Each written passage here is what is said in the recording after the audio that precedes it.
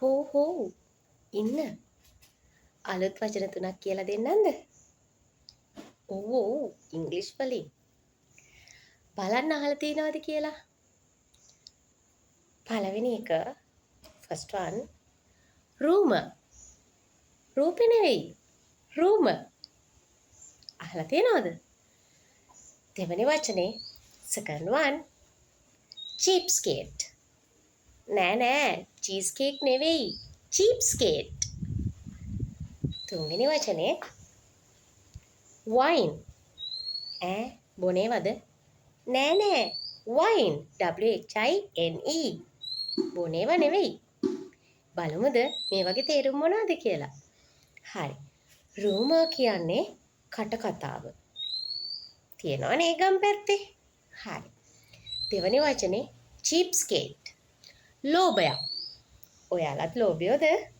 නෑනේ. හරි. තුන්වෙනි වචනේ wine. මොකක්ද මේකේ තේරුම? අනේ අංකෝ, අනේ කමුකෝ, අනේ එන්නකෝ, අනේ මට නම් බෑ එක කරන්න. අනේ කොහොම හරි කරමුකෝ. ඔන්න ඔය වගේ නහයෙන් අඬනවට කියනවා wine කියලා. හරි අපි බලමුද මේවා කොහොමද වාක්‍යයක් ඇතුලේ තියෙන්නේ කියලා. හරි. පළවෙනි වචනේ rumor. I heard it as a rumor. මට ඒක ඇහුනේ කටකතාවක් විදිහට. I heard it as a rumor. I heard it as a rumor. දෙවෙනි වචනේ cheapskate. I'm not a cheapskate like you. I'm not a cheapskate like you. මම ලෝභයෙක් නෙවෙයි ඔයා වගේ. I'm not a cheapskate like you. මම ලෝභයෙක් නෙවෙයි ඔයා වගේ. හරි කවුරුත් ලෝභයෝ නෑ. right. තුන්වෙනි වචනේ wine.